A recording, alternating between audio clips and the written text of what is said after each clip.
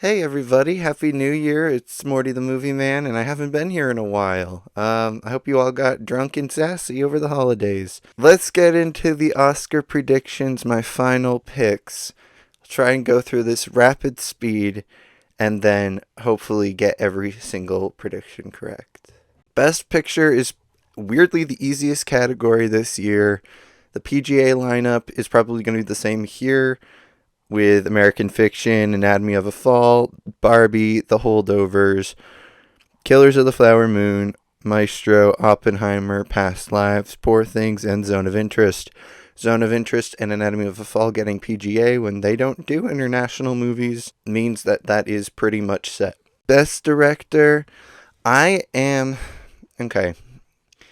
I feel weird here because I'm not putting Glazer in. Sorry, excuse me.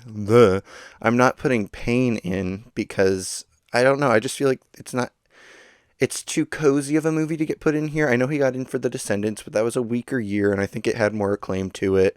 So yeah, I am gonna go with both international people, which might be stupid, but Jonathan Glazer for The Zone of Interest and Justine Triet. I get the comparisons to Edward Berger from last year not getting in for All Quiet, as opposed to Ruben Ostlund, the auteur who got in for Triangle of Sadness instead. But I feel like Anatomy has been strong since the get go, and it's had pretty much the same trajectory as Triangle of Sadness. I know there's no one out there who can name a single other Justine Triet film or know if that's actually how you pronounce her last name, but I do think she's going to get in because I just. People are like openly mocking Barbie, and as much as I want Greta Gerwig to get in here, and she probably deserves to win because she looks like people actually like working with her, and she's great with that, and she had all these other tech achievements. I don't know, just feel like too populist, too um, people are going to be like, oh, it's the doll. So that's stupid. But yeah, so I have Glazer, Lanthimos, Nolan, Scorsese, Trier. This is Nolan's to lose. Then we have lead actress. This has weirdly become pretty easy now. Um, yeah, it's gonna be a battle between the Stones. Yeah. Um, sorry. So yeah, I have Emma Stone, Lily Gladstone. Think Sandra Hüller is getting in. Carey Mulligan is like probably the most baity performance of the year in terms of, the whole dying thing. Sorry if that's a spoiler. And Margot Robbie for Barbie. If Ryan Gosling's definitely getting in and she's not, I don't see why that's a problem. Um, I mean, that would be a big issue. I'd be confused as hell. Um, yeah, need to stop umming. Best actor, I have DiCaprio out now. It's too big for me for Coleman Domingo getting in at SAG and BAFTA and DiCaprio not. And I don't know, I've been overthinking this one to death, so I'm just gonna say, screw it. DiCaprio doesn't get in, but then he probably will, and then I'll hate my life. And that's okay. Um, yeah, I mean, this is between Giamatti and Cillian Murphy. I really do feel like Killian's going to win. Again, it's just too cozy of a performance for Paul Giamatti, I feel. Even though he won Critics' Choice, I don't see that happening. And then, yeah, that's the rest. Jeffrey Wright, Cooper, Domingo. Who else did I not say? No, that's all of them. All right, next. Supporting actress is going to be tricky because, I don't know. I have to go with everyone who's gotten in pretty much everywhere because it's so wide open. So I have Blunt, Brooks, Foster, and Randolph, of course, who's the runaway winner here. And yeah, and then I'll put Sandra Hüller in double nominee Zone of Interest. Probably stupid, but and I know they don't like evil women, but this one's like Holocaust evil history, all that might help it. Um, I'd love if America Ferrera could get in here for Barbie though, because I think she is the best part of Barbie, and I really like Barbie. So fight me. Gotta hear. Best supporting actor, I'm gonna go with Just because, again, it's hard to pick out who's not going to get in. I feel weird about predicting both Dafoe and Ruffalo. This is a stupid comparison, but it reminds me last year we thought the actress was just all set. That category was all set for lead actress. Daniel Deadweiler and Viola would get in, but then it was Ana de Armas in in Blonde, but kind of like a Barbie movie. No, that's stupid. Don't listen to me. And oh yeah, I forgot Andrea Riseborough for To Leslie because all the celebrities were campaigning her. I just I don't know. These are veterans compared to newcomers, and that's basically it. I had Dominic Sessa in here last second, but then I put Ruffalo back in because I feel like they'll nominate him if he's crazy, even if it's not a huge part of the movie. Or a huge part of it's a huge part of the movie, but a huge part of the heart and soul of the film. Um, yeah, that. Then original screenplay. I think Anatomy of a Fall might be the winner here. And then I gotta go with Holdovers, Past Lives are definitely getting in. And I do think May December will get in. I know it's been snubbed pretty much everywhere, but this so feels like, especially the American branch and LA branch, would love this being about an actor trying to encompass the role of this infamous evil woman for a movie. It just that screams the Academy. And then fifth, I'll go with Maestro again. Maybe Saltburn, but I don't know. I think Saltburn like really turned people off enough. And people love Maestro more than they should for the Academy. So, you know what? Let's just be safe and go with that. Adapted screenplay, American Fiction, Barbie, Killers of the Flower Moon, Oppenheimer, and Poor Things.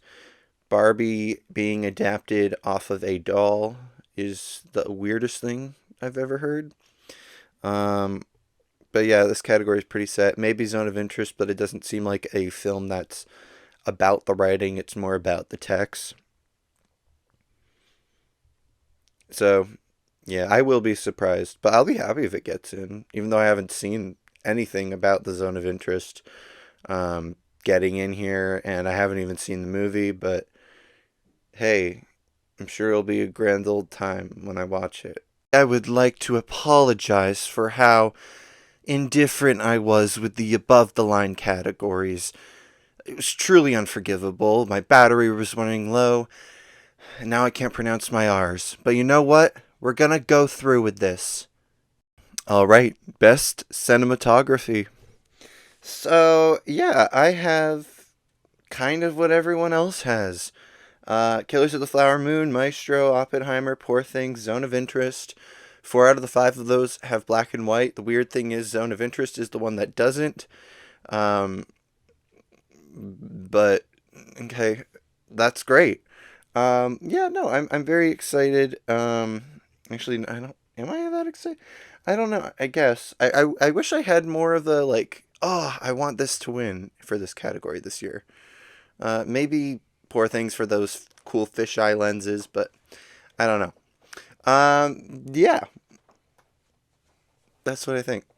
Costume design, it's between Barbie and Poor Things. Obviously, great Victorian era stuff, sci-fi ish stuff in Poor Things, and then of course just the iconic Barbie stuff. It'll be exciting to see what wins for the Academy. I think it'll be very close, but yeah, we will see. And yeah, I do have Oppenheimer in here. I think I have 13 nominations for Oppenheimer. So that's maybe too high, and maybe this is too low. This is the only nomination I have for Napoleon, but I don't know. I don't really care. I didn't really think it looked very good. Um, Not that that's why I'm not predicting it in other categories. I almost had it in sound, visual effects, and something else. But, it's okay. I'll probably be wrong. Whatever. Oh, okay. Film editing, I feel not very confident here. I do feel like Anatomy of a Fall will get in. Maybe that's over the top. It's not hope dictating. I like Anatomy of a Fall, but like everyone's going on and on about how incredible and unique it is, and I'm like, it was good. I've seen stories like that 1,000 times. It was exactly what I thought it was going to be. A mystery, not really knowing if she did the murder or not, and kind of ending like that. So yeah, I'm totally okay with it, I guess. I don't know. And I feel weird about having the holdovers in here. I just wonder if, again, the Academy is really going to love this movie, and this might be where it does well because it is so homey and like even when I think about it, it's like, oh, it takes 50 minutes until the kid even breaks his arm, so it's like such a huge journey, and then you don't even remember it being over 2 hours and 10 minutes. Again, not my favorite movie of the year, but it's definitely commendable. And then the rest, Thelma Schoonmaker for Killers of the Flower Moon. Barbie is the one I'm like, I don't know. I mean, Barbie, all that sound might be gimmicky to them, but it is a full on musical, and I don't want to underpredict Barbie. I think that's my fear. And look, I don't even have it in director, so I think it makes sense to keep it at that double digit. Getting rid of it here, it would be 9. So I'm like, okay, maybe not. But then again, I don't know if it'll get into sound either. So whatever. Best makeup and hairstyling. Yeah, this one is probably. I don't. I think Poor Things might win this over the Jew face controversy with Maestro. I just. I don't know. I think that Willem Dafoe face is very distinctive. It's kind of like an old book with the pages sort of ruffled and crinkled up in the front, and like you feel your hand against it, and they like have stains, and then there's the dust, and then it's very rigid and angular, and then sometimes it comes out of the binding. But yeah, everything else I think, okay, that makes sense. Society of the Snow will be weird because I mean, there's nothing else outside of the frostbite stuff. But I mean, their hair is curly, I guess, and not washed. Um, yeah, I know they go way more for makeup here, but anyways, production design. Poor Things versus Barbie again here. I think Killers just I really feel like this is in closer than Oppenheimer because it is so atmospheric of the 20s, and you have the old cars and the Main Street the railroad station as well, the oil spewer things. I know that there's a better word for that. Score, outside of Poor Things, Spider-Man, and Zone, I'm not gonna lie, I didn't really care for Oppenheimer's score, but I know it's gonna win. Whatever. I usually love this category. I'm pretty indifferent to it this year. I have Zone of Interest in fifth just cause. I mean, I know it's not that much music, but from what I've heard in the trailer, I feel like that is without a doubt the best score of the year. So I don't know. And if they snub Spider-Man as well, I'm just that honestly was such a good score, but I could see it happening. I'm trying to think what would get in over it. Maybe Saltburn? I don't know. Or American Fiction if that overperforms, but I wonder if that will even win adapted screenplay at this point. Song, of course, the two Barbie songs, and Lenny Kravitz, Road to Freedom, John Baptiste, Never Went Away, especially if the movie's about a guy who is winning 11 Grammys and he has a song in there. Of course, they will nominate him, I think. And then, look, I get the Diane Warren of it all. She's sending her sheet music through like apartment doors and the cracks in the apartments. I bet there are voters out there who are afraid of coming home and seeing sheet music, period, in their house.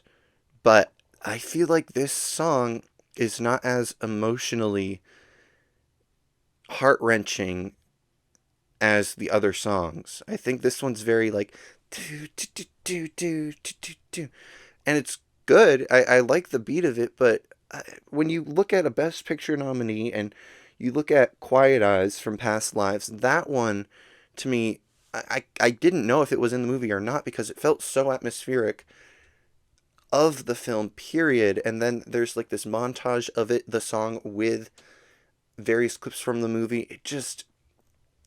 It has that sort of this is a life from Everything Everywhere All at Once last year vibe. But again, that was a Best Picture frontrunner. So yeah, I think Diane Warren could get in, and it would definitely be over the Quiet Eyes. But whatever, I'll just stick with that. Kind of went over sound. I have Maestro and Zone of Interest in. Um, Zone of Interest probably should win this because it's not about big effects. It's the whole atmosphere. You can feel all the different types of sounds blended and mixed in a way that is very eerie, very like you can hear the environment and all the wind and the words and everything is I don't even know the word because I don't really know much about sound terminology, I guess, but it just when a movie can use the sound to really shape the world of the film and not just be loud, that should be honored, and I would love if it won this. Visual effects, after hearing after the Bake Off that Godzilla and Spider-Man got the biggest applause, for me that was the nail in the coffin for everybody else. I think because those were sort of 4 and 5 for me, I now have them totally in. I know Society of the Snow missed visual effects at BAFTA, but BAFTA went for Napoleon here, which looks like stereotypical 2.0 battle effects, not very unique at all. And yeah, and then of course the creator, and I do think Guardians gets in here. If Guardians doesn't get in here after that ridiculous snub for makeup on the short list with the most prosthetics ever in a movie, I will be I haven't even seen the movie and I don't really care for MCU, but I would be mad about that. That doesn't feel right to me. Animated feature, this feels pretty locked at this point. I guess Nimona has the most Annie nominations, which is pretty cool. I still feel like maybe The Peasants gets in, but it really hasn't gotten in anywhere, but just I could just see it missing everywhere and the Academy all of a sudden getting on board. But I'm not going to predict that at the moment. I think that's too risky. Best documentary feature, I have the 4 everyone's going with, but I'm also putting in the rear view. I just think with what's going on in Ukraine and this category being so wide open, me only getting 8 out of the 15 correct on the short list, but like 12 and 10 on the others, I was genuinely surprised by that. And I get the whole, okay, Going to Mars has like IDA and everything else, but with only 2 movies having all those precursors that usually always leads to a nomination in this year, I'm not buying it. And I am buying that the war in Ukraine is going to be monumental, and I think it just makes sense, and it's going to be that weird one that gets in. Um, and I hear A Still Small Voice could be that type of film too, but I guess there's another one in this lineup that is getting pushed harder over A Still Small Voice, so I'm like, okay, I'll go with that, not getting in. And I do think American Symphony is very, very kind of locked in here, not just because of it getting sound and, sorry, not sound, score and song in the shortlist, but also it feels like a movie that could win. Everything about it, it's so there's a humility and a crowd pleasing atmosphere about it that just makes sense to me. And then best international feature, I feel pretty good about this. I just feel like 20 Days in Mariupol, with all the documentaries getting into this and international a lot of the years, I just feel like that is going to happen again in a very wide field here outside of Zone of Interest and probably Society of the Snow. So that leaves 2 spots, and I'm going to go with what I think are the most accessible in terms of audience reception and love for them. And that to me is the taste of things. And having Juliette Binoche is never a hard thing either. And also, Perfect Days. It seems like Drive My Car sort of in a way where it's very simple, but that I think is what's going to be very endearing to the audiences. And yeah, Teacher's Lounge I think should have performed way better than it has. And I can't even remember what it got in. Maybe Critics' Choice, but I don't even know there. And I know the ending is not as fulfilling for people as they want it to be, and it's very intense. So I don't know. Fallen Leaves to me, just I'm not buying it. It's a very nice movie with a romance twist to it, but I think it could have done more. And I think in that case, it was very simple and cute, kind of like a Breathless type French New Wave film, but it just lacked that oomph charisma for me, and I'm not going to predict it. So they're my five there, and I do feel pretty good about them. And then the shorts. I have never felt more, I have no idea, with the animated short category than ever. If I don't get any of these correct, I won't be surprised, honestly. But I am going with Eva, first of all, because of that 1930s tinted feel to it. I think that is really going to be up the Academy's alley. It is weird the way they incorporate music and how it deals with grief and stuff. I just can see myself in a theater, this being one of those shorts that is on the short list. Then I have Letter to a Pig. I've heard that Humos or Smoke, the other Holocaust one, which is stop motion, which I know this branch likes, is just very unconventional way that I don't think the branch would go with. I don't know how true that is, but um, yeah, so I don't think they would both miss, but I don't think they would both get in. So yeah, I'll just go with Letter to a Pig, although I didn't quite understand what it was trying to say, to be perfectly honest. I found the ending a little problematic. But, anyways. Uh, and then Core Quarter, Dog Apartment. This is easily the weirdest title, and I think this is going to be surreal in a way that audiences are really going to like, and it has a little bit of humor there, I think. And my current winner pick, I have 95 Senses. I think. I don't even know why. It just feels like it has a blend of comedy and drama in a way that is surprising, but not unwarranted or shocking in a way that might be dismissive for audiences. And then Once Upon a Studio, do not feel great about this at all. It feels like a Disney advertisement.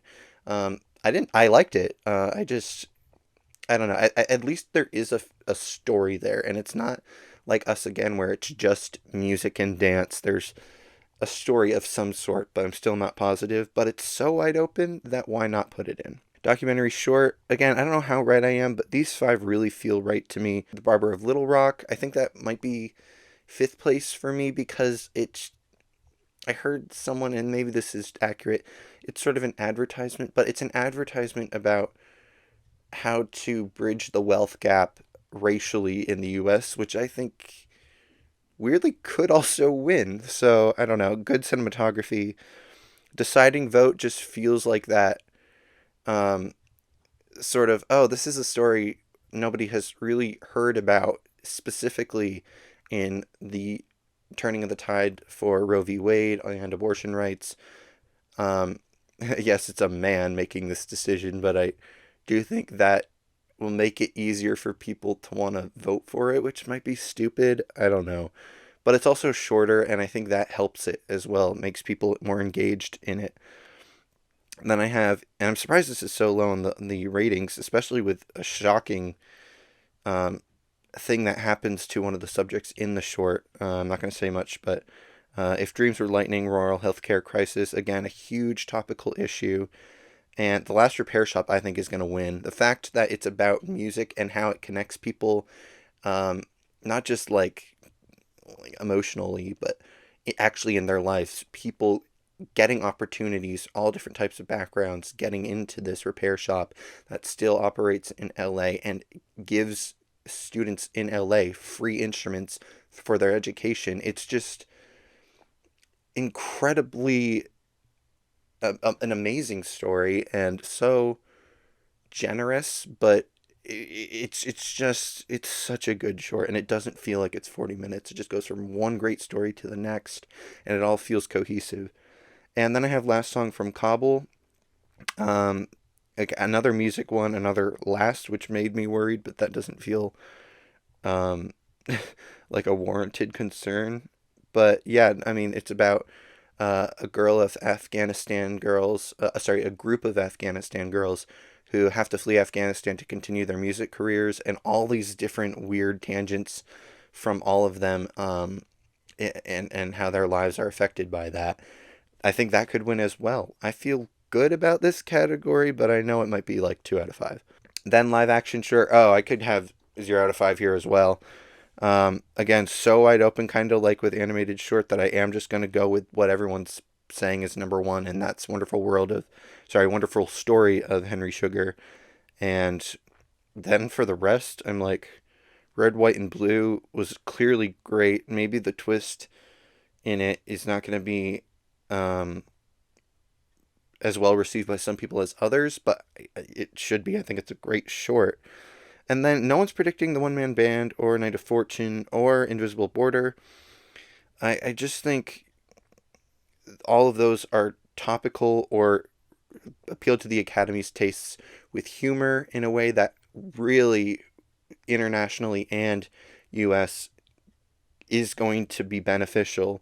And I feel like Invisible Border is probably going to be doing similar types of a story revolving around trauma that I don't think the After does very well. I think Invisible Border will do it in a more, I don't want to say accessible, I just don't know what the other word would be, in a more endearing way, not just shock value for shock value's sake. I get that David Oyelowo is attached to it, but I don't see it getting in.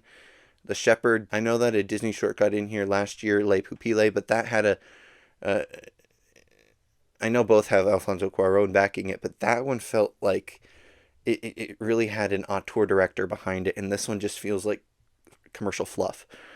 So I don't think that's getting in. Anne Frank Gift Shop, I absolutely do not think is getting in. It's a bad comedy skit that isn't really dark. It's just a bunch of people talking in a boardroom, and I think people are going to be really turned off by it, actually. And then A Strange Way of Life. I think that could get in. I know people don't like it, but I've heard about it since the beginning of the year. The gay themes to it, the whatever, blah, blah, blah. But anyway, we will see. And yeah, so those are my final picks. I feel weird about some of them, especially Oppenheimer getting 13. But again, not since the year of 1917, The Irishman, Once Upon a Time in Hollywood, and Joker have we had such acclaimed and beloved movies that were also huge blockbusters. So maybe that'll come back into play again this year, is kind of what I'm thinking. But with maybe an international twist with directors. I hope I'm going out on a good limb for that. Gotta really cross my fingers. Are you going to be waking up tomorrow to watch the nominees live? I think I probably will. Maybe I'll record them. Maybe that's too much pressure.